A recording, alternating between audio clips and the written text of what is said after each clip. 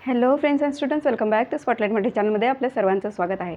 बोर्डवर पाहिल्याप्रमाणे तुम्हाला आजच्या टॉपिकचं नाव माहीत झालेच असेल. आजच्या टॉपिकचं नाव आहे केवल प्रयोगी अव्यय. या केवल प्रयोगी आज आपल्याला मग या व्हिडिओमध्ये काय काय पाहायचं आहे, तर अशा केवल प्रयोगाची संकल्पना पाहायची आहे. त्याची थोडीशी 2-3 वैशिष्ट्ये आहेत, ती 2-3 वैशिष्ट्यसुद्धा पाहायची. त्याचे एकूण प्रकार किती आहेत, कशा पद्धतीनं आहेत आणि त्यामध्ये उद्गार काय आहे, व्यर्थ उद्गार काय आहे, या सर्व गोष्टींची माहिती आपण घेणार आहोत. त्यामुळे व्हिडिओ हा शेवटपर्यंत बघा. आवडलं तर नक्की लाईक शेअर करा. चॅनलवर नवीन असाल तर प्लीज सबस्क्राईब करा. चला तर मग सुरू करू. केवल प्रयोगी अव्यय आहे म्हणजे असे शब्द आहेत, असे उद्गार शब्द आहेत जे की अव्यय आहेत. म्हणजेच त्या शब्दांमध्ये कसल्याही पद्धतीने विकार होत नाही, म्हणजेच त्यात बदल होत नाही. हा बदल कोणता आहे? लिंग, वचन, विभक्ती यापैकी कोणत्याही पद्धतीने या शब्दाला विकार लागत नाही. ओके, म्हणून असे हे जे शब्दयोगी हे जे केवल प्रयोगी शब्द आहेत ते एक अव्यय आहेत. ओके, न बदलणारे आहेत. ओके, मग ही जी संकल्पना आहे केवल प्रयोगीची, ही काय सांगते आपल्याला? तर यामध्ये आपल्या मनातील विचार आपण शब्दांच्या किंवा वाक्यांच्या सहाय्याने जेव्हा व्यक्त करत असतो तेव्हा काय होत असते? काही वेळा विचार हे व्यक्त करण्यापूर्वीच काय होत असतो? भावनेचा स्फोट होत असतो व हे ज्याच्या माध्यमातून व्यक्त केले जाते त्याला म्हणायचं केवल प्रयोगी अव्यय.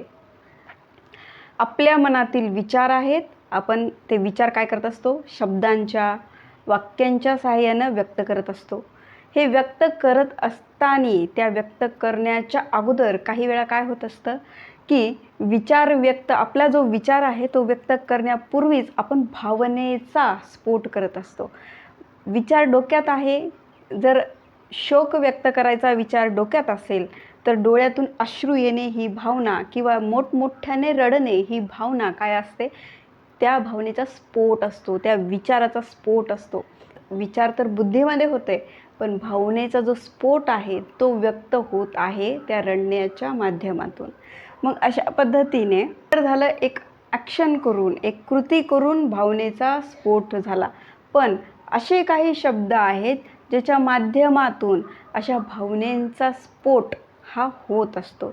आता यामध्ये तुम्हाला रस माहीत असतील, रसांचे एकूण प्रकार माहीत असतील, तर भावनांचेही प्रकार आहेत. भावना कशा पद्धतीने व्यक्त केल्या जातात त्या पद्धतीच्या स्वरूपावरूनच त्याचे एकूण 9 प्रकार पडतात. ओके, मग असे जे केवल प्रयोगी अव्यय आहेत जे की भावनेचा स्फोट, अचानक आपल्या भावनेला व्यक्त करण्यासाठी तिथे शब्द वापरला जातो, असे एकूण 9 प्रकार आहेत. ओके, मग असे जे केवल प्रयोगी आहेत ज्याला की आपण उद्गारवाचक अव्ययसुद्धा म्हणतो. उद्गार ह्याच्यासाठी की ते काय करत असतं? कोणाला तरी उद्देशून विचारलेले असतात, म्हणून त्यांना उद्गारवाची अव्ययसुद्धा म्हणतात. ओके, हे केवल प्रयोगी म्हणजेच उद्गारवाची काय आहेत? हे वाक्याच्या सुरुवातीला येतात. ओके, लक्षात ठेवायचे ही वैशिष्ट्ये आहेत की वाक्याच्या सुरुवातीला ही येत असते. ओके, नंतर दुसरं वैशिष्ट्य आहे की शब्दाच्या समोर उद्गार चिन्ह येतं. आता हे उद्गार चिन्ह काय आहे तुम्हाला माहीत आहे. आपण इंग्लिशच्या टॉपिक्समध्ये याला एक्सक्लामेटरी सेंटेन्स असं म्हणतात. मग हे उद्गार चिन्ह अशा पद्धतीनं दिलं जातं, एक लाईन आणि शेवटी असा बिंदू दिला जातो, याला म्हणायचं उद्गार चिन्ह. कोणाला तरी उद्देशून बोलल्या जाते हे त्या वाक्यातून, या चिन्हाच्या द्वारे आपल्याला ते ओळखता येतं की हे वाक्य कोणाला तरी उद्देशून बोललेलं आहे. ओके, त्यानंतर एक स्वतंत्र वाक्य असते. हे जे केवल प्रयोगी अव्यय जे शब्द आहेत ते एक स्वतंत्र वाक्यसुद्धा असते. मग असे हे जे भावनेचा स्फोट करणारे शब्द आहेत जे की त्याचं 9 प्रकारांमध्ये विभाजन केलेलं आहे, हे कशा पद्धतीने केलेलं आहे तर याची आपण स्टेप बाय स्टेप माहिती घेणार आहोत. त्यामुळे व्हिडिओ हा स्किप करू नका. आणि हो, आवडलं तर नक्की लाईक शेअर करा. चॅनलवर नवीन असाल तर प्लीज सबस्क्राईब करा. अजून आपले प्रकार पाहायचे आहेत. ओके, केवल प्रयोगी अव्ययाचे असे एकूण 9 प्रकार आहेत आणि त्याचे अशी शब्द आहेत ज्याच्यातून की काय दाखवलं जातं? एक प्रकारची भावना व्यक्त केली जाते. एक प्रकारची अशी भावना आहे जी अचानक व्यक्त होते. अशा भावनेचा स्फोट हा अचानक होत असतो. मग ते स्फोट भावनेचा जो होतोय त्याच्यासाठी काही शब्द आहेत. मग त्या प्रत्येक भावनेमागे ते व्यक्त करण्यासाठी शब्द आहेत. तर त्याच्यासाठी हे ते शब्द या 9 प्रकारांमध्ये विभागलेले आहेत. त्यातला आपण पहिला बघूया हर्ष. हर्ष काय असतो? आनंद. मग असा हर्षदर्शक केवलप्रयोगी अव्यय म्हणजेच आनंद दाखवणारा केवलप्रयोगी अव्यय कोणता आहे? तर तिथे आहे वा, अहाहा, ओहो, वा वा असे आनंद दाखवणारे, हर्ष दाखवणारे शब्द आहेत, जे की वाक्यामध्ये वापरल्यानंतर याचं काय होणार आहे? आनंद व्यक्त केल्याची भावना तेथे होणार आहे. आता या शब्दाच्या नंतर काय येतं? उद्गार चिन्ह येतं. अशा पद्धतीनं असं उद्गार चिन्ह याच्या मागे जरी नाही आलं तरी वाक्याच्या शेवटी अशा पद्धतीनं हे उद्गार चिन्ह येत असतं. की इवन काय होत असतं की या कोणत्याही शब्दांच्या मागे हे उद्गार चिन्ह येत असतं. त्यावरून हे समजून घ्यायचं की हे काय आहे? हा शब्द केवलप्रयोगी अव्ययातला आहे आणि हे जे वाक्य आहे, हा जो शब्द आहे तो कोणाला तरी उद्गारलेला आहे, म्हणजे कोणाला तरी संबोधून बोललेला आहे. ओके. नेक्स्ट प्रकार आहे विरोधदर्शक. जेव्हा आपल्याला आपली भावना एखाद्या विरोधाची असते, ती भावना विरोध करण्यासाठी मग कशा पद्धतीचे शब्द आहेत? तर त्याच्यामध्ये छे, छट, छे छे, अशा पद्धतीनं असे विरोध दर्शविणारे शब्द वापरले जातात. त्याला म्हणायचं विरोधदर्शक केवलप्रयोगी अव्यय. ओके. तिसरा प्रकार आहे शोकदर्शक. कशाचा तरी शोक असेल, दुःख असेल, जे व्यक्त करण्यासाठी शब्द वापरलेले आहेत. कोणते? अरे रे, अगाई, हाय हाय, अरेच्चा, हाय, आई ग असे जे शब्द आहेत. काटात टोचल्यानंतर आपला सहज तोंडातून निघतं आई ग असा शब्द निघतो. म्हणजेच काय? दुःखाची भावना आहे, शोक करण्याची भावना आहे, जी या शब्दांद्वारे भावनेचा असा पटकन निघणारा, अचानक निघणारा स्फोट जो आहे तो या शब्दांच्या माध्यमातून होत असतो. नेक्स्ट प्रकार आहे तिरस्कारदर्शक. मग असा तिरस्कार दाखवला जाईल जो की आवडीचा नाही आहे, पण त्याच्यासाठी भावना आहे, ती तिरस्कार आहे. मग ती शब्दाद्वारे व्यक्त करायची आहे. कशा पद्धतीनं? तर शी, थू, छी, हुड, छत. तर या ठिकाणी असे हे शब्द वापरून एखाद्या गोष्टीचा, एखाद्या व्यक्तीचा, एखाद्या घटनेचा तिरस्कार दाखविला जातो. ओके. नेक्स्ट प्रकार आहे आश्चर्यकारक. मग कोण्या पद्धतीनं आश्चर्य व्यक्त करायचं त्याच्यासाठीही शब्द असले पाहिजे. तर अबब, बापरे, अहाहा, अरेच्चा, ओहो. तर असे आश्चर्य व्यक्त करणारे शब्द हे केवलप्रयोगी अव्ययामध्ये आहेत. आश्चर्याची भावना व्यक्त करण्यासाठी हे शब्द वापरले जातात. नेक्स्ट आहे मौनदर्शक. जिथे मौन आहे तिथे मग शब्द कसे वापरले जातील? भावना मौन स्वरूपाची आहे. अशा भावनेला मौन स्वरूप दर्शविण्यासाठी काही शब्द असतील, ते कोणीतरी उद्गारलेले असतील. ते कशा पद्धतीनं? तर गप, चिप, चुप, गुपचिप. तर अशा पद्धतीनं जिथे मौन, शांतता असण्याची जिथे भावना आहे तिथे अशा पद्धतीनं शब्द वापरले जातात. ओके. आय होप तुम्हाला समजत आहे. याच्या आपण उदाहरणं पण पाहणार आहोत वाक्यामध्ये की हे कशा पद्धतीनं वापरलं जातं. तर नेक्स्ट प्रकार आहे प्रशंसा. प्रशंसादर्शक. मग कोणाची तरी स्तुती केलेली असेल, प्रशंसा केलेली असेल कोणाच्या तरी गुणाची, मग स्किलची असे स्किल आहेत जे की तुम्ही त्या समोरच्याचे स्किलचं, कलेचं प्रशंसा करायची आहे तुम्हाला, तर ती करण्यासाठी, ती प्रशंसा करण्यासाठी हे शब्द आहेत. त्याच्यामध्ये आहे शाबास, भले, वाहवा, छान, फक्कड, खाशी. चहा काय फक्कड झालेला आहे. अशा पद्धतीनं वाक्यामध्ये शब्द वापरले जातात. चांगले मार्क घेतले तर लहान बाळाला आपण काय म्हणतो? शाबास, किती छान मार्क घेतले तू. मग अशा पद्धतीनं एखाद्याची प्रशंसा करायची आहे त्याच्यासाठी हे शब्द वापरले जातात. नेक्स्ट प्रकार आहे संबोधनदर्शक. मग असे संबोधन म्हणजे कोणाला तरी बोलण्याची भावना असेल त्याच्यामध्ये शब्द आहेत, जसं की अगं, अरे, ए, अहो, रे, अगा. अशा पद्धतीनं शब्द आहेत जे की जसं की अहो हा शब्द आहे, अशी स्त्री आहे जी की आपल्या नवऱ्याला उद्देशून बोलत आहे, त्याच्यासाठी शब्द आहे अहो. आपण मित्राला म्हणतो अरे, काय रे, अशा पद्धतीनं म्हणतो. किंवा अनोळखी व्यक्ती असेल तर ते ए किंवा इंग्लिशमध्ये त्याला एक्सक्यूज मी असंही म्हणतात.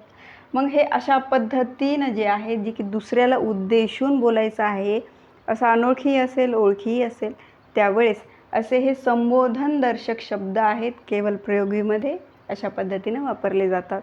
ओके. नेक्स्ट प्रकार आहे संमती. मग तुम्हाला कोणाला तरी संमती व्यक्त करायची आहे कोणत्या तरी गोष्टीमध्ये, त्याच्यासाठी ही शब्द आहेत. जसं की हां, जी, ठीक, अच्छा, बरं आहे. मग हे अशा पद्धतीनं जे व्यक्त केलं जातं की समोरच्या व्यक्तीशी आपण सहमत आहोत. मग त्यामुळे आपण बोलतानाही बघा, आपण एखाद्या व्यक्तीला, मित्राला, कोणत्याही समोर कोणताही व्यक्ती असो, त्या व्यक्तीशी बोलत असताना त्याच्याशी जेव्हा कम्युनिकेट करत असतो, बोलत असतो, त्यावेळेस काय होत असतं, समोरचा व्यक्ती बोलत असेल तर आपण त्याला एक प्रतिसाद देतो. हो, ओके, बरं आहे, अशा पद्धतीनं आपण त्याला एक प्रतिसाद देतो. मग ते काय आहे, एक प्रकारची संमतीदर्शक. समोरचा सांगणारा व्यक्ती हा योग्य सांगत आहे तर त्याच्या योग्यते सांगण्याच्या मागे आपली संमती आहे की हो, तुम्ही बरोबर आहात, ओ असं घडलंय, बरं आहे, ओके, बापरे, अशा पद्धतीनं. मग हे जे आहेत हे असे केवल प्रयोगी शब्द आहेत जे की अशा भावना आहेत, अशा 9 प्रकारच्या भावनांना व्यक्त करण्यासाठी हे शब्द आहेत जे की उद्गारले जातात, भावनेच्या स्वरूपातून उद्गारले जातात. जेव्हा उद्गारले जातात त्यामुळे अशा केवल प्रयोगी अव्यय शब्दांना काय म्हटलं जातं, उद्गारवाचक अव्ययसुद्धा म्हणतात. ओके. मग अशा पद्धतीने 9 प्रकार आहेत आणि एक 10वा प्रकार आहे, तो आहे व्यर्थ. मग हा व्यर्थ उद्गारवाची काय आहे नेमका? परीक्षेमध्ये या व्यर्थ उद्गारवाची शब्दाची, या संकल्पनेची व्याख्यासुद्धा विचारण्यात आलेली आहे आणि उदाहरणसुद्धा विचारण्यात आलेलं आहे. म्हणून या ठिकाणी हा जो व्यर्थ उद्गारवाची अव्यय आहे हे आपण पाहणार आहोत, त्यामुळे व्हिडिओ स्किप करू नका, शेवटपर्यंत बघा. ओके. प्रकारांमधला हा जो 10वा प्रकार आहे ज्याला की आपण व्यर्थ उद्गारवाची अव्ययसुद्धा म्हणतो, त्यातही अजून एक त्याचा उपप्रकार आहे, त्याला म्हणायचं पादपूर्णार्थक किंवा पालुपदे असं त्याला म्हणायचं. ओके. तर पहिलं बघू की हा जो व्यर्थ केवल प्रयोगी अव्यय आहे तो नेमका कशा पद्धतीनं आहे ते. ओके. तर हा व्यर्थ काय असणार आहे, तर बघा याची संकल्पना सांगते की जे उद्गारवाचक शब्द भावना किंवा अर्थही व्यक्त करीत नाहीत. ओके. असे शब्द आहेत, असे उद्गारवाचक शब्द आहेत ज्यामध्ये की भावना किंवा अर्थही व्यक्त करीत नाहीत. म्हणजेच वाक्यामध्ये ते व्यर्थ येत असल्यामुळे त्यांना व्यर्थ उद्गारवाची अव्यय असे म्हणायचं. ओके. असे उद्गारवाचक शब्द आहेत त्याच्या वाक्यामध्ये असण्याने एकतर अर्थामध्येही फरक पडणार नाही किंवा त्या भावनेमध्ये सुद्धा फरक पडणार नाही. मग असं जिथे भावना, अर्थ या गोष्टींनाच तिथे महत्त्व नाही त्या शब्दातून, तर त्या शब्दाचं अस्तित्व काही असणार आहे का, तर नाही. मग तो शब्द काय आहे, एक निरर्थक आहे, व्यर्थ आहे तो शब्द. म्हणून त्याला व्यर्थ उद्गारवाची अव्यय किंवा व्यर्थ केवल प्रयोगी अव्यय असं सुद्धा म्हणतात. ओके. आता याची उदाहरण बघू. याचं उदाहरण आहे, पहिलं बघा, काल रात्री म्हणे भूकंप झाला. आता या शब्दामध्ये पहा, काल रात्री जर आपण हा म्हणे हा शब्द जर काढून टाकला किंवा वाक्यामध्ये घेतलाच नाही तर त्या वाक्यामध्ये फरक पडणार आहे का, तर बघू. पहा, काल रात्री भूकंप झाला. काल रात्री भूकंप झाला. वाक्याचा अर्थ, वाक्याची भावना, भीतीची भावना आहे ते या वाक्यातून स्पष्ट होत आहे. म्हणे या शब्दाने तिथे काही फरक पडला का त्या भावनेमध्ये किंवा त्या वाक्याच्या पूर्ण अर्थामध्ये काही फरक पडला का, तर नाही. मग असा जो शब्द आहे ज्याच्या असण्याने काय होत आहे, भावनेमध्येही फरक पडत नाही, कमी जास्तही होत नाही भावना, किंवा अर्थ हा कमी जास्तही होत नाही किंवा बदलतही नाही, असा शब्द काय असतो, व्यर्थ उद्गारवाची अव्यय, व्यर्थ केवलप्रयोगी अव्यय असतो. ओके. दुसरं उदाहरण आहे, एवढे बोलूनही तो बापडा गप्प राहिला. हा जो बापडा हा शब्द आहे तो व्यर्थ उद्गारवाची अव्यय आहे. म्हणजेच या शब्दाने या वाक्याच्या भावनेमध्ये किंवा अर्थामध्ये विशेष करून फरक पडणार नाही. मग अशा पद्धतीनं जसं की आता हा बापडा शब्द काढला, एवढं बोलूनही तो गप्प राहिला. एवढं बोलूनही तो गप्प राहिला. वाक्याच्या अर्थामध्ये, वाक्याच्या भावनेमध्ये काही बदल झालेला नाही. मग असा जो शब्द आहे बापडा, हा शब्द बापडा, म्हणे हे शब्द वाक्यामध्ये असलं काय नसलं काय काही फरक पडत नाही. असल्याने काय होत आहे, असल्याने त्याला काय म्हणायचं, उद्गारवाची आहे, पण कसा आहे, व्यर्थ आहे. ज्याच्या असण्यानेही फरक पडत नाही, नसण्यानेही फरक पडत नाही. तो एक निरर्थक शब्द आहे. व्यर्थ उद्गारवाची अव्यय आहे, व्यर्थ केवल प्रयोगी अव्यय आहे. असे कोणकोणते शब्द आहेत, जसं की म्हणे, बापडा, आपला, बेटे. वाक्यामध्ये असे शब्द येतील. हे असे शब्दांची ठेवण तिथे असेल. ह्या शब्दांच्या असण्याने नसण्याने काही फरक पडणार नाही त्या भावनेमध्ये, अर्थामध्ये, वाक्याच्या. त्याच्यामुळे अशा शब्दांना व्यर्थ केवल प्रयोगी अव्यय असे म्हणतात. ओके. आय होप तुम्हाला समजलं. यामध्ये काही डाऊट असेल, काही समजलं नसेल तर नक्की आपल्या कमेंट बॉक्समध्ये कमेंट करून सांगा. ओके. नेक्स्ट प्रकार बघू, जसा की याच व्यर्थ उद्गारवाचीचा उपप्रकार आहे. तो आहे, त्याला म्हणायचं पादपूर्णार्थक. या पादपूर्णार्थकलाच समानार्थी शब्द आहे पालुपदे. मग हा पालुपदे, हा पादपूर्णार्थक केवल प्रयोगी अव्यय म्हणजे नेमका काय? बघा, या ठिकाणी परीक्षेला यामध्ये विचारून झालेलं आहे की पादपूर्णार्थक म्हणजे काय, किंवा पादपूर्णार्थकची पूर्ण संकल्पना, व्याख्या ही जशास तशी दिली आणि ऑप्शनमध्ये ही व्याख्या कशाची आहे. तर तिथे ऑप्शनमध्ये असे पादपूर्णार्थक, पालुपदे, कन्फ्युजन करणारे एकसाथ असतीलही नसतीलही असे ऑप्शन तिथे दिले जातात. त्याच्यामुळे हा टॉपिक महत्त्वाचा आहे. ओके. मग असा पादपूर्णार्थक आहे ज्याला की पालुपदेही म्हणतात, पण ते उद्गारवाची आहेत. कशा पद्धतीनं, यामध्ये नेमका कन्सेप्ट काय आहे, तर यामध्ये बघा, अशी लकब आहे किंवा असे काही जर आठवणासे झाले तर काही शब्द उगीचच पुन्हा पुन्हा येतात, अशा शब्दांना काय म्हणायचं, पादपूर्णार्थक किंवा पालुपदे असं म्हणायचं. आपण बोलत असताना आपली बोलण्याची जी लकब आहे ती कुठेही थांबता कामा नये. म्हणजेच असे काही जर आपल्या वाक्यामध्ये आपल्याला अचानक काही आठवेनासं झालं, त्यावेळेस ते आठवण होत नाही, तिथं आपण थांबण्यापेक्षा ती बोलण्याची लकब आहे ती सुरू ठेवत राहायची आहे. त्यावेळेस हे शब्द जे की उगीचच आपण पुन्हा पुन्हा वापरत असतो, त्या बेसिसवर त्या शब्दांना म्हणायचं की पादपूर्णार्थक किंवा पालुपदे केवल प्रयोगी अव्यय. कारण ती उद्गारली आहेत लकब वाढवण्यासाठी, बोलण्याची लकब वाढवण्यासाठी, किंवा काही आठवेनासं झालं त्यावेळेस ती बोलण्याची लकब जी आहे, जी सुरळीतपणा आहे, त्याच्यासाठी हे शब्द वापरले जातात. ओके. बोलण्याची जी लकब आहे त्याच्यासाठी शब्द आहेत. तसेच काही जर आठवेनासे झाले तर असे शब्द आपल्याला मदत करणार आहेत जे की उगीचच आपण ते पुन्हा पुन्हा वापरत असतो. कोणकोणते आहेत ते, तर यामध्ये बरं का, जळलं मेलं, आता कळलं, बरं का, हो का, जे ते. पहा, आपण जेव्हा बोलत असतो, संभाषण करत असतो, एकमेकांशी कम्युनिकेशन करत असतो, त्या बेसिसवर जे बोलतानाची जी लकब आहे किंवा आठवणाचं झालं त्या बेसमध्ये त्या वेळेस काय करायचं, तर हे शब्द वापरायचे आहेत. हे शब्द असतात जे की वाक्यामध्ये उगीचच वापरले जातात, पुन्हा पुन्हा वापरले जातात. याला म्हणायचं पादपूर्णार्थक किंवा पालुपदे केवल प्रयोगी किंवा उद्गारवाची अव्यय.